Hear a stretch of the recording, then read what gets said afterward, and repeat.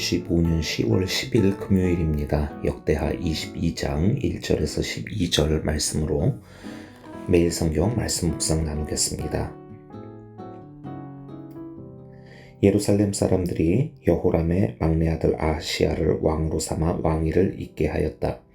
전에 아라비아 사람들과 함께 진영에 쳐들어왔던 침략군들에게 아하시야의 형들이 다 학살당하였으므로 여호람의 아들 아하시야가 유다의 왕이 되었다. 아하시야가 왕이 되었을 때 그는 22살이었다. 그는 예루살렘에서 한 해밖에 다스리지 못하였다. 그의 어머니 아달랴는 오므리의 손녀이다. 아하시야 역시 아합 가문의 길을 따라가지 않을 수 없었다. 그의 어머니가 그를 꾀어 악을 행하게 하였기 때문이다. 그는 아합 가문을 따라 주님 앞에서 악을 행하였다. 그는 아버지가 죽은 다음에 아합 가문 사람들의 의견을 따라 다스리다가 그만 망하고 말았다.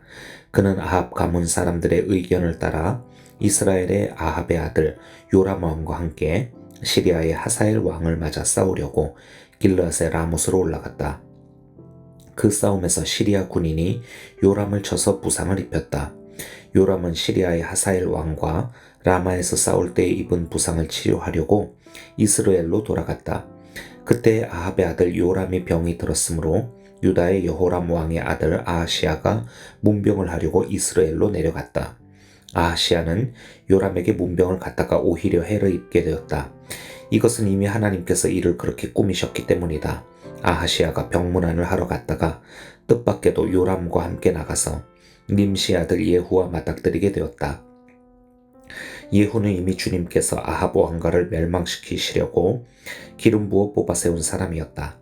예후는 아합 왕가를 징벌하면서 유다 군대의 지휘관들과 아하시야를 섬기는 조카들까지 닥치는 대로 죽였다. 아하시야는 사마리아로 가서 숨어 있었으나 예후가 그를 찾아 나섰다. 마침 예후의 부하들이 아하시야를 붙잡아 예후에게로 데리고 왔다.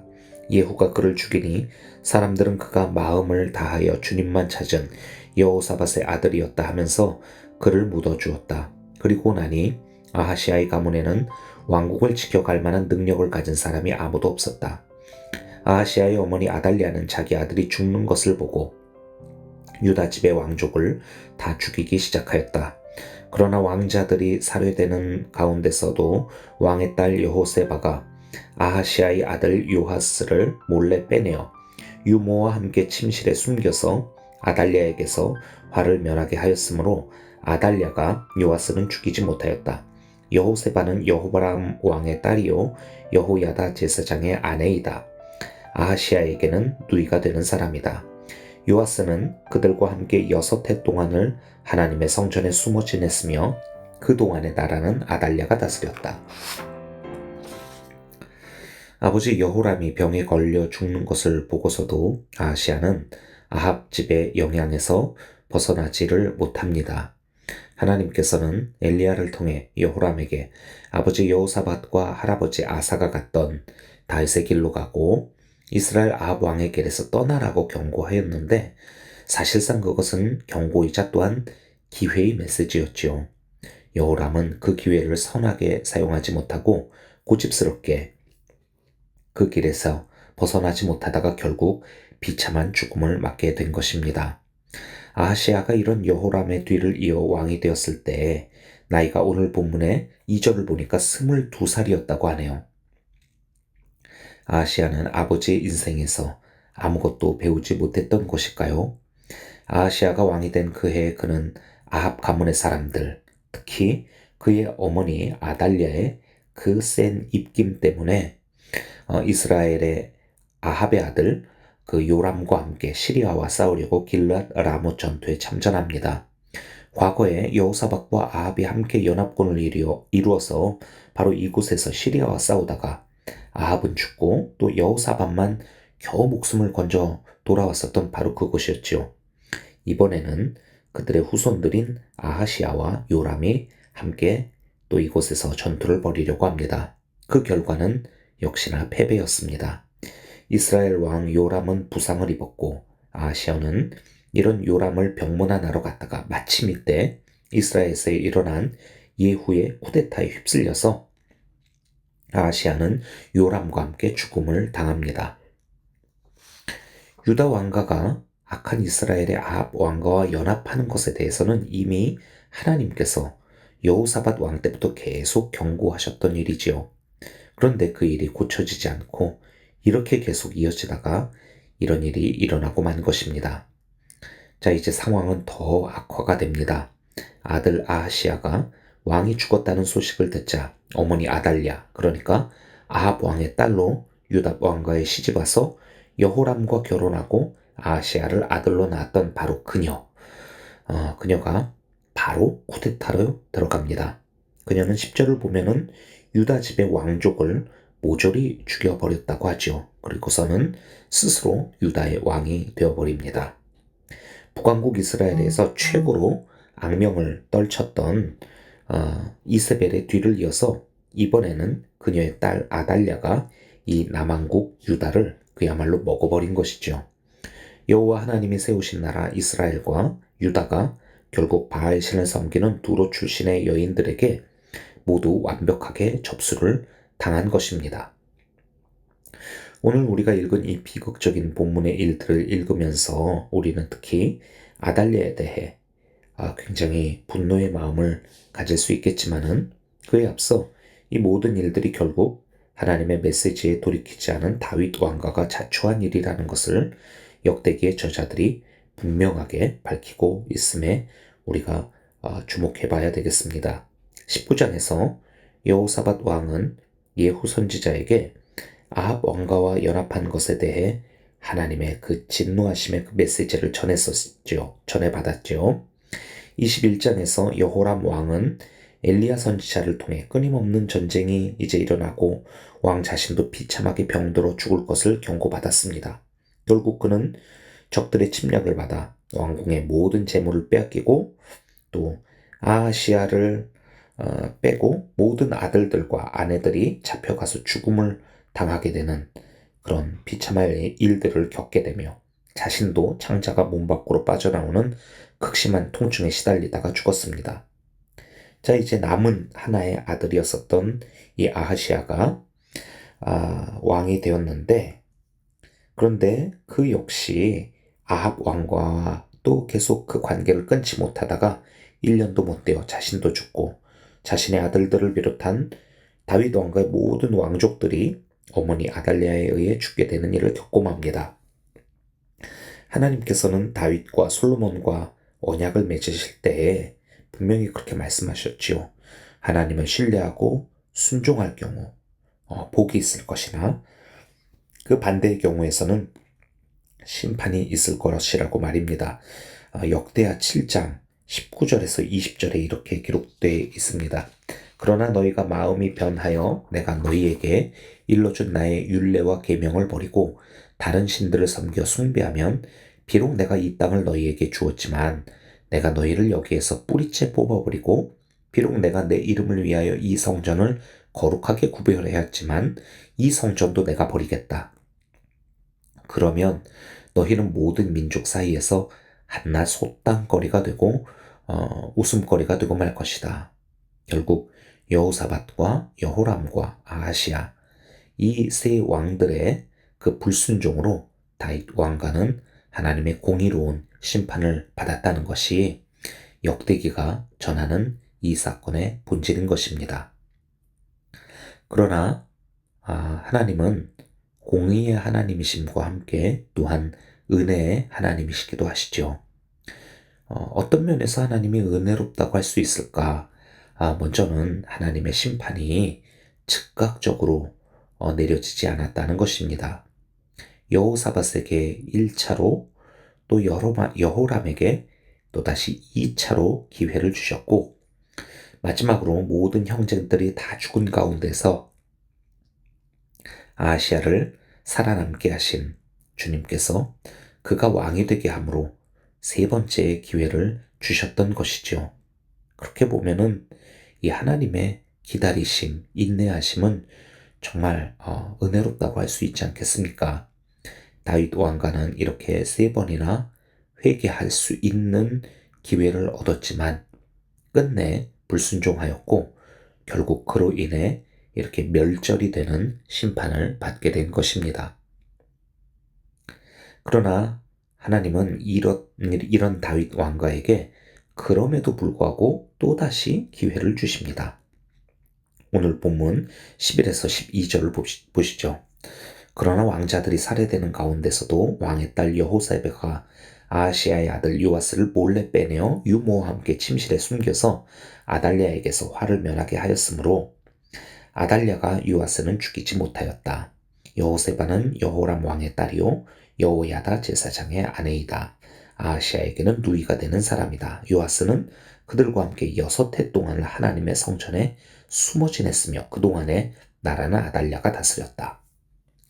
자, 모든 왕자들이 그리고 왕족들이 살해당하는 가운데 아시아의 아들 요아스가 기적적으로 목숨을 건져서 무려 6년을 성전에서 숨어 지냈답니다. 요아스가 6년 뒤에 이제 왕위에 오르게 될 텐데 그때 나이가 7살이었다고 하니까 지금 이 참상이 일어났었던 그때 그는 1살의 아기였습니다. 얼핏 이해가 잘 안 되지요. 아달랴가 이 왕족들을 그리고 아시아의 그 왕자들을 죽일 때 분명히 꼼꼼히 리스트를 작성하고 그렇게 죽인 모든 사람들의 그 죽음의 여부를 확인하지 않았을까요? 어떻게 요아스 같이 정말 너무 중요한 인물 아닙니까? 아무리 악이라지만은 아하시아 현재 왕이었었던 그 사람의 아들이 목숨을 무사히 이렇게 건질 수 있게 된 일, 이것이 어떻게 가능했을까요? 어쩌면 아달랴의 명령을 받고 요아스를 죽이러 온 군인들이 그 아기를 지키려고 막 몸부림쳤던 이모 여호세바의 모습을 보고 양심에 찔려서 아달랴에게 아기가 죽었다라고 거짓 보고를 했었을 수도 있고, 또는 이 여호세바가 유모를 통해서 이 아기를 침실에 숨기고 그를 이제 잡아 죽이러 온 군인들에게는 어떤 또 글쎄요, 이름 모를 어떤 아기가 대신 희생해서 이 아기 이렇게 죽었다 이렇게 속였는데 그게 또 통하였던지 글쎄 모르겠습니다. 아무튼 요아스가 살아남았다라는 거, 이거는 정말 상식적으로는 이해가 안 되는 그런 일입니다. 그리고 또 이 아기가 6년이나 이제 성전에서 숨어 살았다라고 하는데